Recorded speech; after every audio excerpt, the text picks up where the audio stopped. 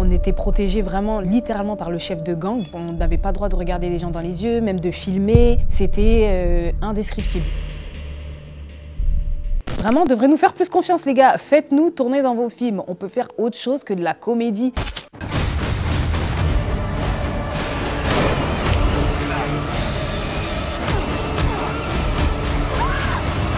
Alors Coca Chica, c'est l'histoire de 3 amies qui veulent en fait ouvrir un nails bar et pour ça, elles décident d'utiliser un moyen qui n'est pas très légal, qui est de transporter de la drogue, voilà, de faire les mules dans les Caraïbes.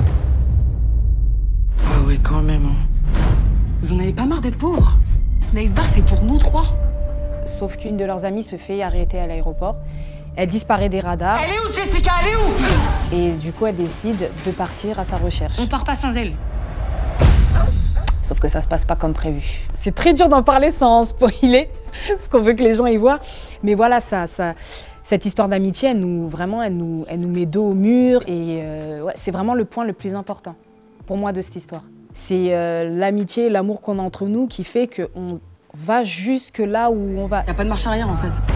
Est-ce que sur le plateau, en coulisses, ça a été aussi une histoire d'amitié entre vous 3? Ouais. Et pourtant, on se connaissait même pas avant.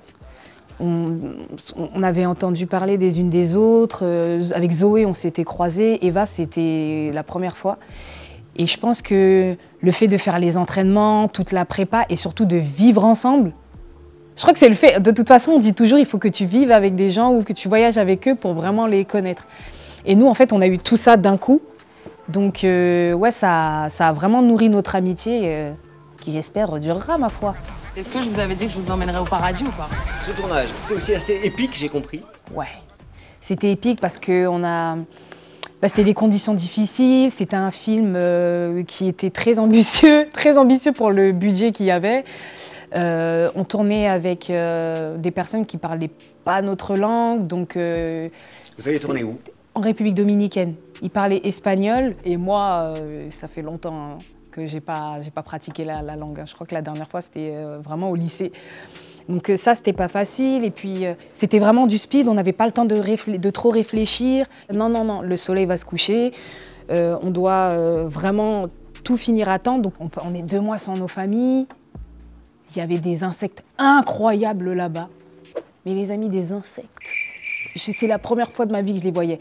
On est tombé malade, on a eu des infections, enfin c'était vraiment, c'était pas évident. Et on a tourné dans un quartier qui était très dangereux, un des plus dangereux au monde, qui s'appelle Capotillo 42. Il y avait un vrai protocole de sécurité autour de nous.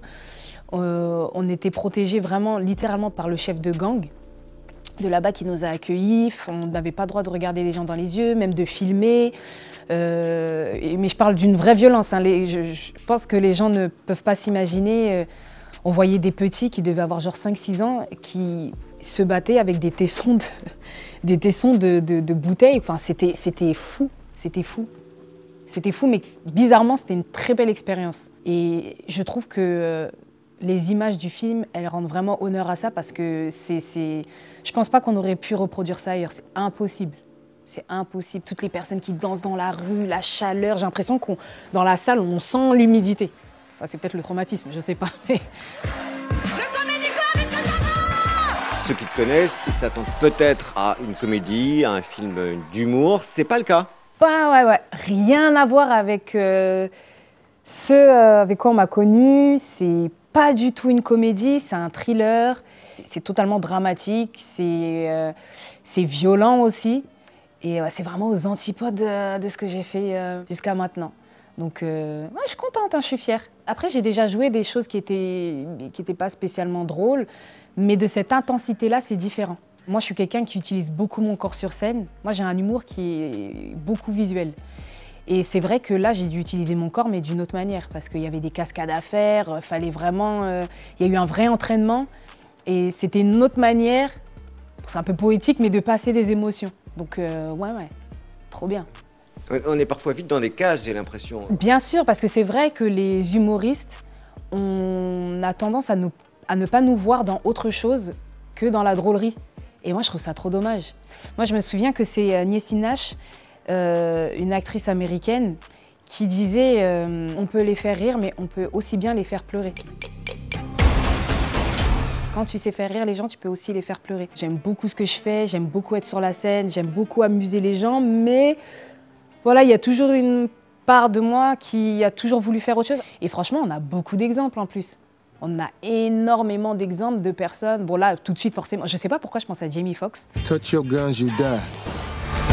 Jamie Foxx qui, lui, fait de la scène et aujourd'hui fait des films incroyables.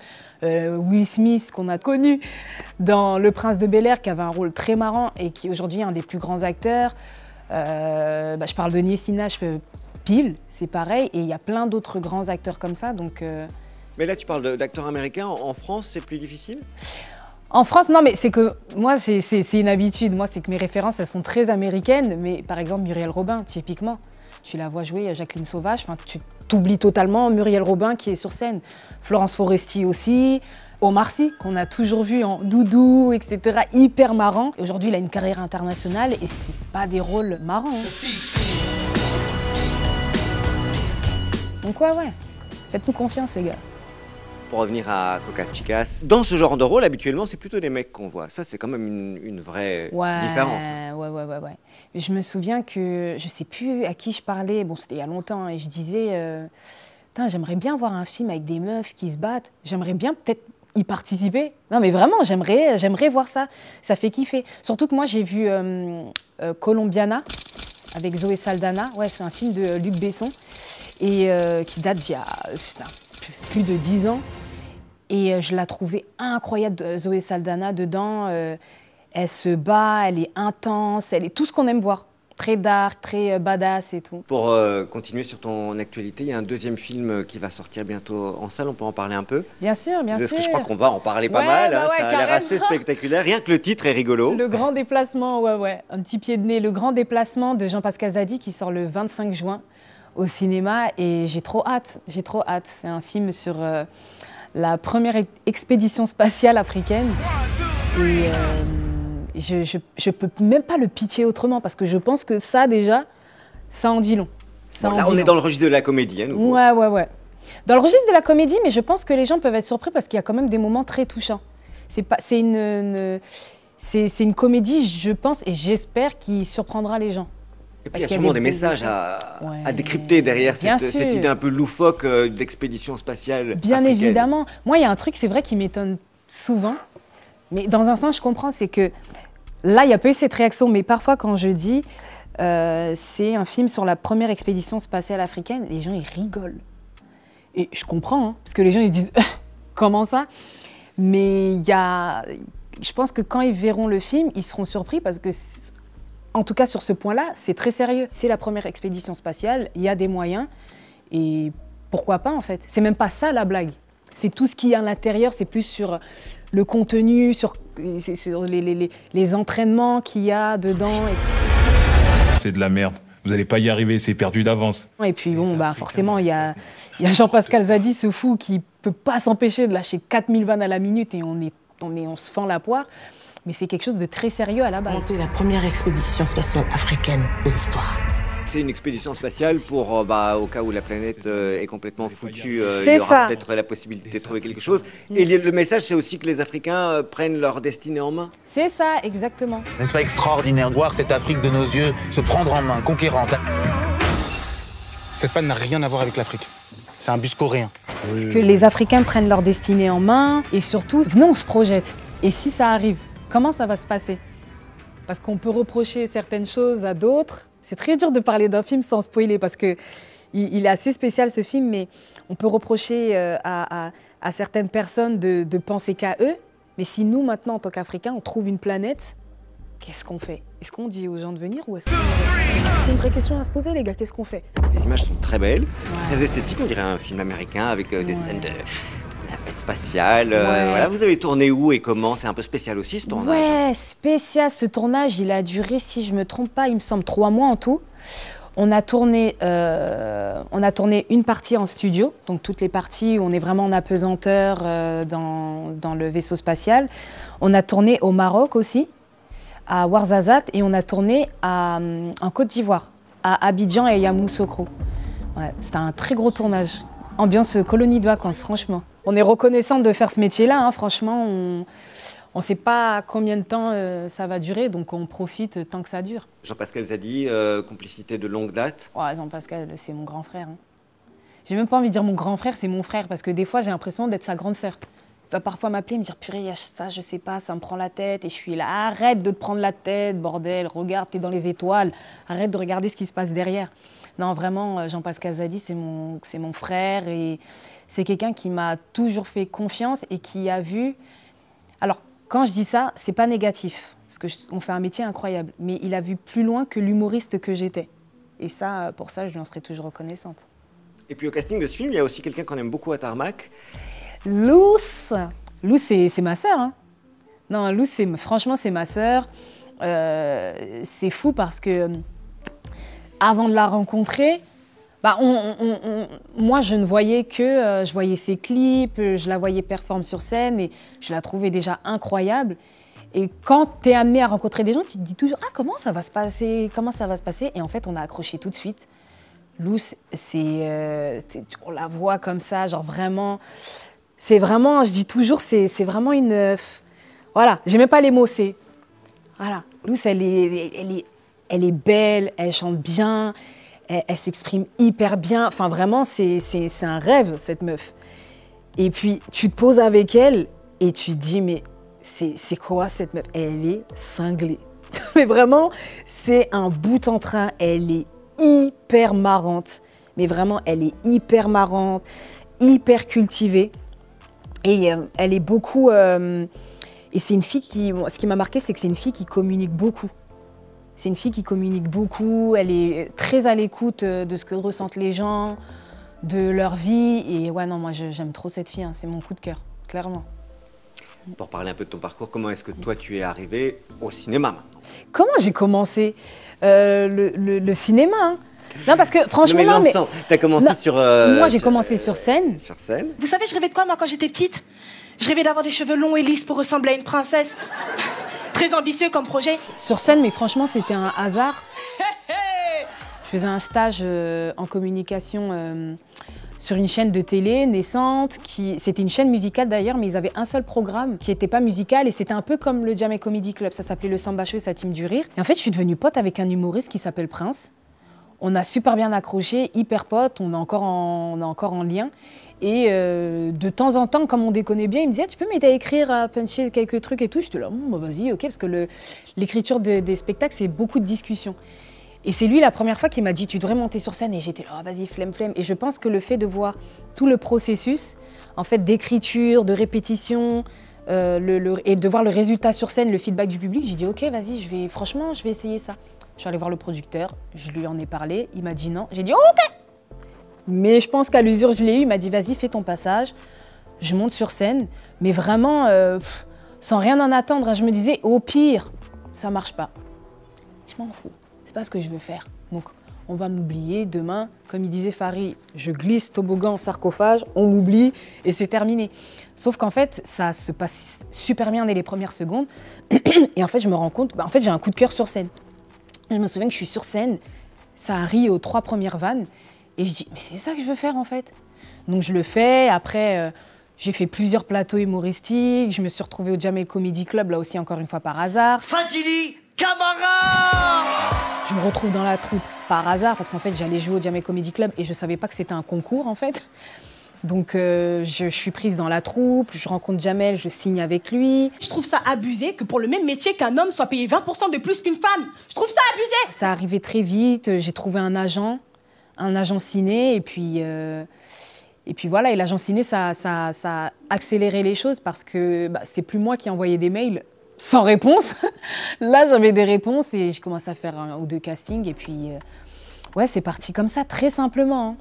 C'est sans doute quand même pas complètement le hasard, forcément, il y a du talent. Oui, il y a aussi bien sûr. peut-être des histoires d'amitié derrière tout ce parcours. Bien évidemment, ça revient en boucle. Hein. Ça revient en boucle, c'est vraiment l'amitié, la bienveillance des gens qui fait que j'en suis là aujourd'hui. Et ouais, c'est ça en fait, c'est des personnes qui t'aident à un moment donné, qui disent « Ah bah tiens, mais t'as ta place là, ah mais tu peux être là, ah stop ». Enfin, tu vois, c'est même pas quelque chose de calculé, c'est plus pour ça que je disais par hasard. C'est aussi à peu près au moment où tu arrives au Jamel Comedy Club que tu rencontres par hasard, Hakim Djemili. Exactement, ça aussi c'était un hasard. Mais ma vie c'est du hasard.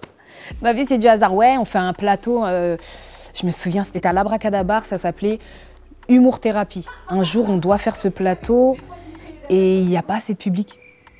Mais genre vraiment il doit y avoir 2-3 personnes dans le public. Et on est là, l'organisateur il dit non, on peut pas. Donc on dit ok, on se pose dehors avec Hakim, on blablate un peu, etc. On se revoyait de temps en temps sur des scènes. Et ouais, un soir j'ai dit oh vas-y je vais, il est pas mal hein. Il est pas mal. Mais je sentais qu'on se cherchait un petit peu et puis ouais, on s'est plus jamais quitté. Hein. Pourquoi les gens ils aiment raconter leur carrière quand toi t'es pressé? Ça c'est incroyable. Ma vie, ta vie. Friends for life. Et ouais, et on s'est mariés très vite. 10 ans que vous êtes mariés, vous avez un enfant. Et est-ce que ça te saoule que après 10 ans, on continue dans toutes les interviews de te parler de lui quand c'est tes interviews? Pas du tout, parce que dans ses interviews, on lui parle beaucoup de moi aussi. Franchement, non, ça me dérange pas du tout. Il fait partie de ma vie, donc c'est normal. Et puis en même temps, enfin, c'est pas banal. On fait le même métier et on se recroise souvent sur des projets. Donc non, franchement, ça me dérange vraiment pas du tout. Ce qui pourrait me déranger, c'est c'est qu'on me qualifie de femme de. C'est la femme de. Ça arrive Fadhili parfois. Camara, ce qui arrive parfois, mais Hakim, lui, on lui dit pas, t'es l'homme de Fadhili Camara. Non, je suis Fadhili Camara en fait. C'est quoi l'histoire? Nous, on l'a reçu il y a quelques semaines pour la sortie de L'amour, c'est surcoté. Ouais. Qui est là maintenant, sur les écrans, Ouais, qui qui est ces incroyable. jours-ci, qui vient de sortir. C'est lui qui a parlé de toi. Qu'est-ce qu'il a dit, le bougre? Est-ce que l'amour c'est surcoté? Franchement, frère, la vérité, je souhaite à tout le monde de trouver la personne qui le comprenne. La vérité, c'est pas du tout surcoté. C'est pas du tout surcoté l'amour. C'est ce qui est le plus important. Bah oui. C'est pas surcoté l'amour. Il est mignon en fait. Non, et allez le voir, hein, parce que franchement, c'est pas parce que c'est Hakim, mais le film m'a beaucoup surprise et c'est un acteur incroyable. C'est clairement pour moi en tout cas, un des plus grands acteurs de notre génération. Clairement assumé, estampillé, pam. Il est incroyable dedans. C'est le garçon dont je vous ai tant parlé, papa. Que sa présence est vraiment requise ici. C'est pas un camp de migrants. Pardon? Ah, c'est une blague. Tu as été, j'ai lu la première stand-upeuse à avoir ton show en entier sur Netflix, en tout cas chez les francophones. Ouais. Ben ouais. Est-ce que ça a été un tournant dans ta carrière, ça ou... Alors moi, j'arrive jamais à me rendre compte de est-ce que ça a pris un grand tournant ou pas, mais ce que je peux dire, c'est que par contre, ça m'a donné une visibilité incroyable. Ça, c'est bizarre, mais ça met aussi un tampon, ça crédite quelque chose, ça donne une autre crédibilité. Je ne saurais pas dire laquelle, mais ça a quand même permis à beaucoup de gens de le voir, surtout que moi, il est sorti fin 2019, le 14 novembre 2019, si je ne me trompe pas, et quelques mois après, on est confinés. Donc, on ne peut plus jouer, et donc je suis là. Ouais, c'est vrai les gars, c'est vrai, on ne peut plus jouer, c'est chaud. Hein. Mais il y a une partie de moi qui est en mode, bon bah, il y a mon spectacle en tout cas les gars, vous pouvez regarder mon spectacle. Et du coup, les gens l'ont beaucoup regardé, il y en a qui m'ont découvert, donc c'est vraiment cool. Et aujourd'hui, c'est vrai qu'on consomme beaucoup via les plateformes. En tant qu'humoriste, je trouve ça vraiment cool. Une fois que ton spectacle il est fini, qu'on puisse le voir en continu comme ça. Surtout que là, moi je recevais des messages d'endroits, enfin de pays, j'étais là. Ah, c'est allé aux États-Unis? Ah, c'est allé au Brésil? Ok. Des Turcs ils ont vu mon... Ok, d'accord. Des Indiens? Qu'est-ce que c'est que cette histoire? Non, c'est vraiment très intéressant pour exporter notre art. La plus drôle de tes copines, qui est toujours sur Netflix pour ceux qui veulent aller le voir. C'est un spectacle auquel on continue de t'associer aujourd'hui? Oui. Bah déjà parce que c'était le premier, que le deuxième est en préparation, donc c'est sur ça que les gens se basent. Mais c'est étrange parce qu'on me parle beaucoup de ce spectacle-là sur Netflix et on parle beaucoup encore de mon premier passage au Jamel Comedy Club. C'est les trucs qui reviennent souvent. Mais c'est vrai que ça a été et c'est encore une très belle carte de visite. C'est un spectacle engagé aussi, tu dirais ça? Oui. C'est très dur pour moi-même de dire que c'est un spectacle engagé. Je pense que. Mais c'est quoi les inspirations quand tu écris tes sketchs? Moi, j'observe beaucoup. Moi, c'est vraiment, c'est quelque chose qui m'est arrivé peut-être dans la matinée, qui m'a fait rire ou qui m'a énervé ou qui m'a rendu triste, que je vais traduire sur scène. C'est mes complexes aussi, parce que dans le premier spectacle, je parle beaucoup de mes complexes. en tant que femme noire, qui a grandi dans un pays où je ne me sentais pas spécialement représentée quand je regardais la télé. Donc peut-être que c'est peut-être une forme d'engagement quand même. Si je faisais un afro, j'entendais « Fadili, t'as pas de peine chez toi !» Le racisme ordinaire, tu en parles aussi. Ouais. C'est quelque chose que tu as parfois vécu. Bien sûr. Encore aujourd'hui. Ah oui, bien sûr. C'est horrible à dire, la base. La base. C'est horrible parce que y a même des trucs tu laisses couler, quoi. Maintenant, t'es là. Bon, écoute, j'ai même pas la force parfois de lutter, quoi. Il y a des choses qui sont tellement ancrées chez certaines personnes que je dis, allez, il y a des personnes où je vais leur dire, tu vois, quand t'as dit ça, c'était bizarre. Tu vois? Quand tu me dis, par exemple, hey, moi, Fadi, je suis comme toi, je sais pas, je viens d'un quartier où tu me parles avec un accent, alors que je suis pas d'un quartier, et je te parle normalement. Mais tu sais, vraiment, il y a des moments où je vais dire quelque chose, je suis là, ok, on va éduquer la personne aujourd'hui, on va prendre ce temps. Et il y a vraiment des jours, d'ailleurs la majorité du temps, où je fais, oh bah si, de toute façon, on va pas changer les gens, et surtout, c'est qu'il y en a qui se rendent pas compte. Il y en a qui se rendent pas compte, donc je suis fatiguée. Et les gens, c'est un peu général, mais c'est quelque chose que tu peux parfois trouver dans l'industrie du divertissement, du cinéma, ou ça pas trop? Si, ça peut arriver souvent. Ça peut arriver souvent. En fait, il y a tellement d'exemples que je ne saurais même pas par quoi commencer, mais parfois ça va être... moi, je vais vous raconter un casting que j'ai fait il y a des années qui m'avait choquée. Enfin, choquée, c'est un grand mot, mais je me souviens que j'interprétais le rôle d'une fille qui était là, qui venait d'Afrique, qui était en France depuis des années, et puis elle avait une bonne situation. Et au casting, je me souviens que j'avais des longues nattes, et puis je fais une fois la scène. Elle me dit tu le fais avec un accent. Ok, pas de souci. Moi, j'ai aucun problème à jouer un personnage avec un accent. Enfin, je veux dire, c'est pas une honte. Tant que c'est pas pour me moquer. Voilà. Quand c'est justifié, moi, j'ai aucun problème. Donc, je dis, OK, d'accord, donc je le fais. Je fais un petit truc un peu léger, parce que je me dis, ça fait quand même plus de 10 ans, apparemment, dans l'histoire qu'elle est là. Donc, c'est quand même familiarisé avec la langue, son accent part un petit peu. Donc, je fais un petit truc. Et puis, dans la scène, il n'y avait pas besoin de s'énerver. Et vraiment, la directrice du casting, elle me disait, faut monter en pression. Donc, on l'a refait plusieurs fois. Et à chaque fois, elle me disait, faut y aller. Et il y a un moment, elle craque et elle me dit, enfin, hésite pas. Hein. On va dire que mon personnage s'appelait Awa. Elle dit, faut pas hésiter. Hein. Awa, oublie pas. C'est une africaine, hein, elle est féline, hein, donc tu vois, tu as des longs cheveux, donc n'hésite pas à prendre tes cheveux. Et elle prend ses cheveux et elle commence mais c'était gênant, à mordre ses cheveux. Et moi, j'étais là, ok, ce casting prend une tournure étrange, comment je vais m'en sortir?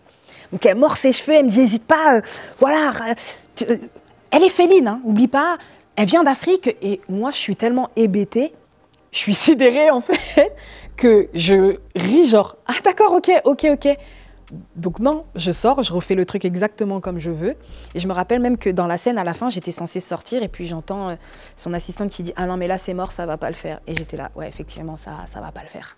Ça va pas le faire. J'ai vraiment dit « Merci beaucoup. » Elle m'a dit « Ah, merci », elle me regardait à peine. J'ai pris mon petit sac comme ça et je suis sortie et je me suis dit « Mais c'est quoi cette dinguerie? Qu'est-ce qui vient de se passer ?» Et des exemples comme ça, je pourrais en balancer 20 000. Hein. Ou une fois, je me souviens parfois, c'est... Même dans la prépa, une maquilleuse qui ne savait pas me maquiller. Et donc, vraiment, je suis pas bien maquillée. Genre, je suis verte. Et puis, tranquillement, je lui dis, non, mais voilà, je suis pas bien. Elle m'a dit, ah là là, c'est vrai que maquiller une black, c'est une expérience. Et j'étais là, ah. Eh ben, allons dans cette expérience ensemble, parce que c'est la première fois qu'on me dit ça aussi. Donc, mais voilà, c'est plein de petits trucs comme ça, où parfois tu dis quelque chose et parfois tu dis rien. Et voilà, quoi. Est-ce que tu as l'impression que l'humour, ça permet de changer la société? Je ne sais pas si ça la change totalement, mais je pense que ça permet d'aborder certains sujets de manière plus légère. L'humour, c'est un bon moyen de communication pour faire passer des choses. Parfois, même à un proche ou quelqu'un, on veut lui dire quelque chose et on se dit, je ne vais pas y aller trop frontal. Parfois, on le dit un peu en rigolant, genre, non, t'abuses. Tu vois, Après, il y a des limites. Faut juste pas que ça blesse les gens. Quand ça blesse les gens, c'est plus marrant, c'est plus de l'humour. T'as dans tes projets de revenir sur les planches? J'ai eu une longue période où j'ai fait autre chose en fait. J'ai tourné dans des films, des séries. Je parle de tout ça depuis le dernier spectacle. Hein. J'ai eu un enfant. Ça prend un peu de temps aussi. Ouais, ça prend un peu de temps. J'ai perdu ma mère.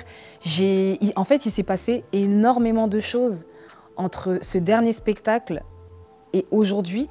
Donc en fait, tout ce qui s'est passé là, ça sera dans mon prochain spectacle. La dernière fois, dans le premier spectacle, je vous ai raconté un peu la première partie de ma vie. J'étais un peu célibataire, un peu... voilà. Là, les gars, il faut que je vous raconte ce qui s'est passé entre-temps. Je suis maman, je suis mariée, il s'est passé trop de choses. Donc ouais, le spectacle arrive fort, fort, fort. Et j'ai trop hâte. Et il y a de la matière. Il y a de la matière. Ouais. Qu'est-ce qu'on peut te souhaiter? C'est quoi tes rêves? Pour moi, après, j'ai des petits rêves, hein. Enfin des petits rêves. Si je rentre dans les détails, je pourrais dire que je rêverais de jouer avec Andy Serkis, je rêverais de faire un film en motion capture, je rêve de plein de choses. Mais ce que j'aimerais que les gens me souhaitent, c'est la santé et la santé mentale surtout. Parce qu'on fait un métier où il faut vraiment être... On est toujours au bord du burn-out, au bord de la dépression, au bord de... Est-ce que les gens vont aimer ce qu'on va faire? On est toujours un peu comme ça à la limite. Donc j'aimerais que les gens me souhaitent... d'avoir toujours une santé mentale on point et surtout que ça dure, mais de la meilleure des manières. Voilà.